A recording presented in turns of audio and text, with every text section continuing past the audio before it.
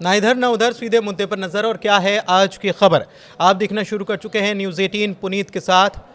एक ऐसा हथियार इजराइल के हाथ लगा है जिससे वो बड़ी तबाही ला सकता है। जी हाँ, सैकड़ों और हजारों नहीं बल्कि लाखों लोगों की जान जा सकती है।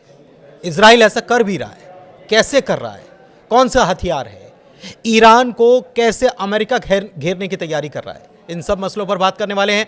मेरे साथ मेरे सहयोगी आनंद मौजूद हैं। सबसे पहले इजराइल के उस हथियार की बात कर लेते हैं। आनंद, खबर बताइए। बिल्कुल, इजराइल के पास जो भी हथियार है ना, उस हथियार से एक तरीके से मिडिल ईस्ट ही नहीं पूरी दुनिया में तबाही आ सकती है। और वो हथियार है भूखमरी। और इस समय भूखमरी से परेशान है कौन? गाजा, फिलिस्तीनी। और करीब 20 लाख फिलिस्तीनी इससे परेशान हो चुके हैं।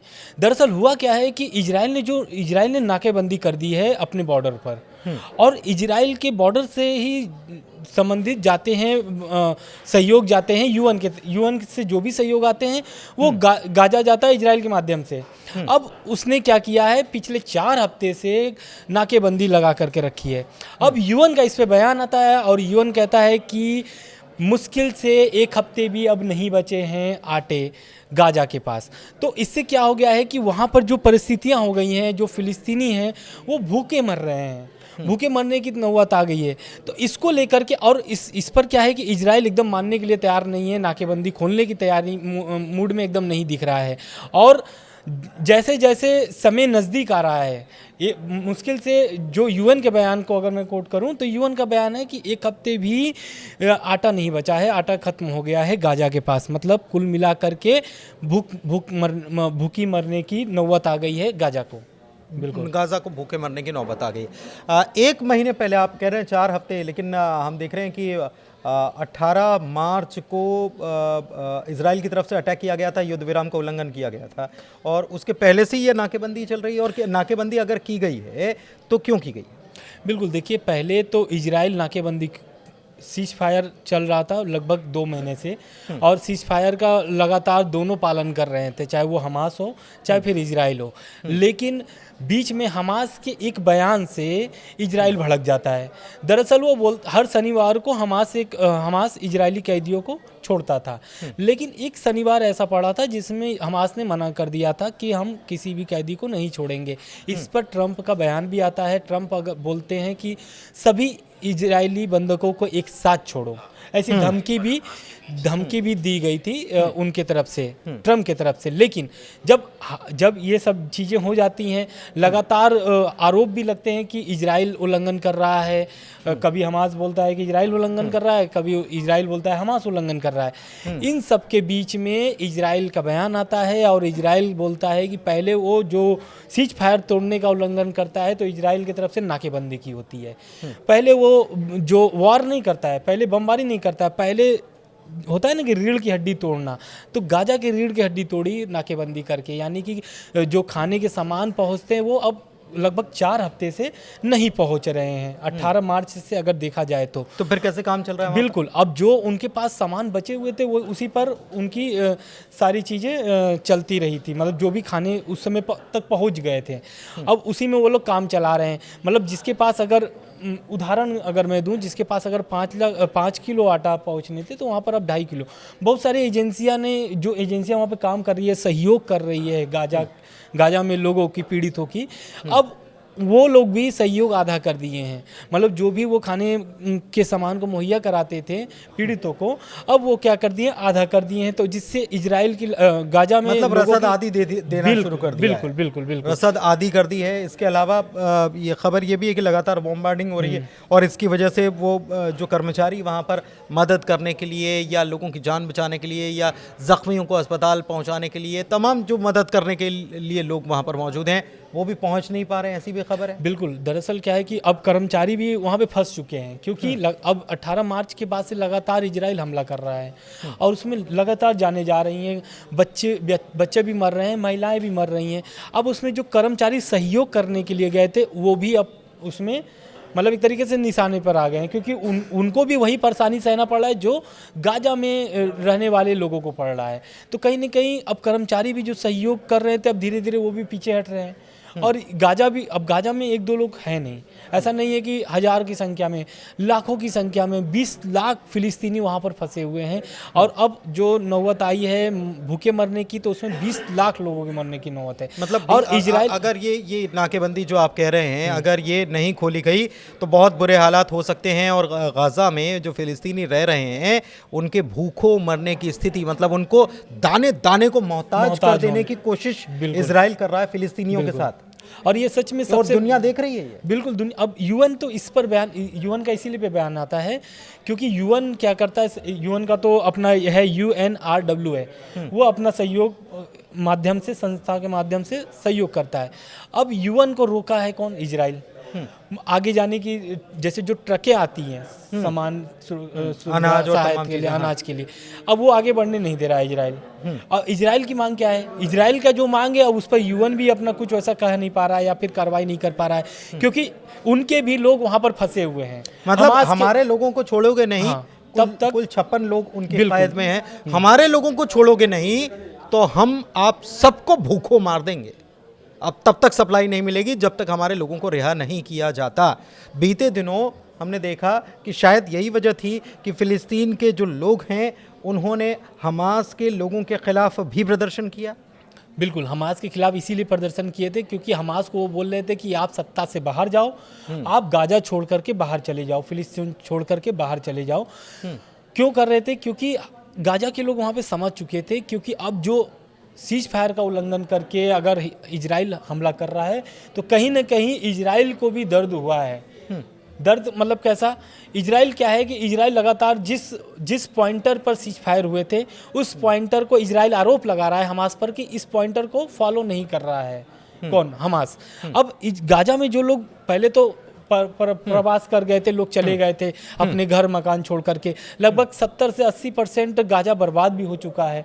तो अब जो वापस जो लगाए थे सीज फायर के दौरान लोग वापस आ गए थे, अब वो उनकी जाने की जो स्थिति है वो नहीं है अब, क्योंकि कोई भी अपना घर बार बार छोड़ करके नहीं जा सकता है। बिल्कुल। अब वहाँ पर अब तो बस तो गए हैं लेकिन वहाँ पर हमला जारी है। अब हमले के साथ साथ जो ये बड़े हथियार का उपयोग कर लिया है इजराइल, इससे लोगों को बिना मारे, मतलब जो होता है ना कि बिना हथियार चलाए मार देना लोगों को, वो ऐसे रणनीति एक तरीके से नेतन्याहू ने बना लिया है। और सबसे बड़ी बात यह है कि रास्ते बंद हो गए हैं, रास्ते बंद कर दिए गए हैं, मतलब हर तरफ से एक प्रकार से घेर लिया गया है। आप ये समझिए कि एक किसी बंद कमरे में आप बड़ा सा हॉल है, बहुत बड़ा सा हॉल है, और उसमें आपके बाहर जाने के रास्ते बंद कर दिए जाएं, आपको रसद नहीं मिलेगी, तो फिर क्या होगा? धीरे धीरे क्या होगा? वही नौबत वहाँ यहाँ पर बनती हुई नज़र आ रही है। तो ये तो गाज़ा की बात हो गई और इजराइल की बात हो गई, फ़िलिस्तीन की बात हो गई, लेकिन इसके अलावा एक बात और जिसका हम जिक्र कर रहे थे, ईरान की, जिसको घेरने के लिए अमेरिका रणनीति बना चुका है। कैसे रणनीति बनाई और उसके सामने कौन सी कठिनाइयाँ पेश आ रही हैं? अमेरिका को भी मुस्लिम मुल्क चेता रहे हैं। क्या चेता रहे हैं और ईरान मुस्लिम साथियों को क्या चेता रहा है? इसी को समझते हैं आनंद से। आनंद बताइए। बिल्कुल, देखिए ईरान के साथ क्या हुआ है कि ईरान लगातार धमकी दे रहा था अमेरिका को, अमेरिका भी लगातार ईरान को धमकी दे रहा था, लेकिन इस बीच जो आता है अमेरिका को झटका लगता है और ऐसा लगता है कि ईरान की सपोर्ट में कुछ मुस्लिम देश जो है वो समर्थन में आ गए हैं। फैसले से लगता है, दरअसल मिडिल ईस्ट में बहुत सारे एयरबेस हैं अमेरिका के, उसमें से कुल 5 देश जो है वो एयरबेस को यूज करने से मना कर दिया है अमेरिका को। और अमेरिका जो है अगर हमला करता है, जैसा कि ट्रंप बोल रहे हैं कि बमबारी होगी और ऐसी बमबारी होगी कि ईरान कभी पहले ऐसा नहीं देखा होगा, तो ये जो बमबारी होगी तो ऐसा थोड़ी नहीं कि अमेरिका से डायरेक्ट होगा, अमेरिका के जो मिडिल ईस्ट में एयरबेस है वहाँ से अमेरिका हमला करेगा। तो ईरान भी वैसे ही प्लान बना करके रखा है कि अगर हमला करता है अमेरिका तो पहले मिडिल ईस्ट में जितने भी अमेरिका के एयरबेस है उसको तबाह किया जाएगा अगर वहाँ से हमला होता है। बिल्कुल। और अगर हमला होगा तो अब जैसे उसमें आ जाएंगे, कतर आ जाएगा, कुवैत आ जाएगा, सऊदी अरब आ जाएगा, UAE आ जाएगा, ओमान आ जाएगा, इराक आ जाएगा। इन सभी देशों में जो है कि अगर जाहिर सी बात है अब इन देशों से हमला होगा अमेरिका का, तो जाहिर सी बात है इस पर ही हमला करेगा ईरान, तो कहीं ना कहीं इसमें मुस्लिम देश आपस में लड़ जाएंगे। और अमेरिका के तो उसमें वहाँ पे तो कुछ ही सैनिक तैनात रहेंगे, ऐसा तो है नहीं कि अमेरिका पूरा वहाँ पर अपने पूरी सैनिक तैनात करके रखा है। अमेरिका को कुछ नुकसान होगा, लेकिन जिस पर हमला होगा वो पूरी तरीके से प्रभावित हो जाएगा। दूसरी बात, इस हमले में वो अब आप सबको पता है कि मिडिल ईस्ट में यूएई के पास कितना तेल भंडार है, सऊदी अरब के पास कितना तेल भंडार है, कतर के पास कितना है, इराक के पास कितना है, सबके पास तेल भंडार है। अगर हमला होगा तो जाहिर सी बात है ईरान तेल भंडार को भी निशाना बनाएगा। इस कारण से ये कुल 5 जो देश थे अमेरिका को मना कर देते हैं साहब कि भाई साहब अगर आप हमला करते हैं ईरान पर तो मैं इसमें सम्मिलित नहीं होना चाहता मतलब हूँ, मेरी और जगह का इस्तेमाल मत करना। मेरे जगह का इस्तेमाल मत करिए। दूसरा कि अगर आप मेरे जगह का इस्तेमाल करेंगे तो कहीं ना कहीं मैं पूरी तरह से प्रभावित हो एक जाऊंगा। चीज और है, ये हमला करना और वॉर, इसमें फर्क होता है। देखिए आनंद, बिल्कुल ठीक है। और अमेरिका ने कहा है कि हम इतने बम बरसाएंगे, बरसाएंगे, तो बिल्कुल। यानी कि वैसे भी अमेरिका इतनी दूर से ये युद्ध जो है वहाँ लड़ा तो वहाँ नहीं जाएगा, अमेरिका और ईरान के बीच में डायरेक्ट तो लड़ा नहीं जाएगा, इसमें बीच में बहुत सारी जमीन है, हाँ। है ना। तो ये वहाँ लड़ा जाएगा। इसके अलावा भी कुछ स्ट्रेटेजी के तौर पर कुछ जंगी बेड़े जहाज जो है वो तैयार कर दिए हैं क्या? बिल्कुल, जंगी बेड़े तो देखिए पहले तो आप देख रहे होंगे कि सीज फायर पहले अमेरिका ने कराया था, किससे? हमास से और हिजबुल्ला से, इजराइल का। अब बोल दिए थे ट्रम्प कि हमको युद्ध नहीं चाहिए, लेकिन सीज फायर के बीच में पहले हमला कौन करता है? अमेरिका करता है। किसके ऊपर? हुती विद्रोहियों पर। क्योंकि ईरान का जो सबसे बढ़िया पकड़ है वो हुती विद्रोहियों के साथ है रेड सी में, और वहीं से बिजनेस नहीं करना, बिजनेस वहीं से। अब अमेरिका को, ईरान को भी पता है कि अमेरिका का रीढ़ कहाँ पर अटका है, मिडिल ईस्ट में, और उस रीढ़ को वो पकड़ लिया है हुती विद्रोहियों के माध्यम से। और लगातार हुती विद्रोही क्या करते हैं? ईरान पर हमला कर, इजराइल पर हमला करते हैं। दूसरा, अमेरिका की जितनी भी जहाज़ें आती हैं उस पर हमला करता है कि उनकी जो व्यापार है वो पूरी तरीके से क्षति हो जाए। और इसी कारण से अमेरिका ने हमला किया था हुती विद्रोहियों पर। और मैं बता दूं कि यमन में लगभग 30% हुती विद्रोहियों का राज चलता है, हुती विद्रोहियों का पकड़ है, और हुती विद्रोही एक तरीके से 30% कब्जा है यमन पर। तो इसलिए हुती विद्रोहियों को इतना जल्दी हटाना बहुत मुश्किल है अमेरिका के लिए। और लगातार अमेरिका हिजबुल्ला और हमास से बात करने की बात करता है, लेकिन हुती विद्रोहियों से बात नहीं करता है। हुती विद्रोहियों पर सीधे हमला करता है अमेरिका। और इस बात को लेकर के ईरान कई बार बोल चुका है कि मैं हुती विद्रोहियों को कोई भी सपोर्ट नहीं करता हूँ, ऐसा। लेकिन आरोप ऐसा ही आता है कि हुती विद्रोही लगातार सपोर्ट कर रहा है ईरान का, ईरान भी सपोर्ट कर रहा है, ऐसा है। बिल्कुल। एक चीज़ और देखिए, आपको बता दें कि युद्धपोत या एयरक्राफ्ट कैरियर जो हैं उनकी तैनाती शुरू हो गई है। उनकी तैनाती कहाँ? फारस की खाड़ी में 9 अप्रैल को पहुंच रहा है USS कार्ल विंसन।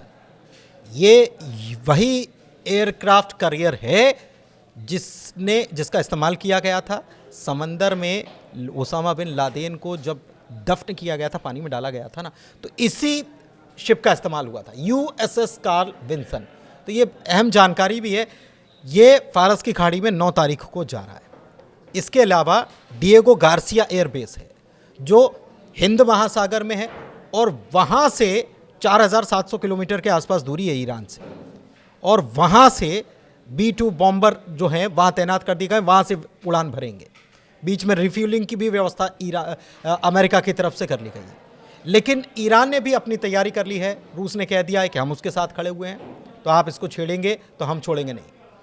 ये परिस्थितियां बन रही हैं, हर तरफ से घेराबंदी जो है वो शुरू हो गई है। लेकिन दूसरी तरफ जो अमेरिका के जो अड्डे हैं मुस्लिम कंट्रीज़ में, उनका इस्तेमाल वो नहीं कर पाएगा। कहीं ना कहीं ईरान की ये कूटनीति यहाँ पर शायद काम कर गई हो, क्योंकि तेल का धंधा साथ में करते हैं, तो फिर जब साथ में बिजनेस आप कर रहे हैं तो बिजनेस का तो ध्यान आपस में एक दूसरे का रखना पड़ेगा, वरना नुकसान तो सबका होगा।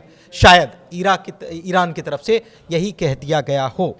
फिलहाल इस वीडियो में इतना ही, चर्चा को यहीं समाप्त करेंगे, ज़्यादा वीडियो लंबा नहीं हो। और आपको ये वीडियो कैसा लगा, जानकारी कैसी लगी, ज़रूर बताइएगा कमेंट के ज़रिए, और हमारे चैनल को लाइक कीजिए, चैनल सब्सक्राइब कीजिए। बहुत धन्यवाद। धन्यवाद।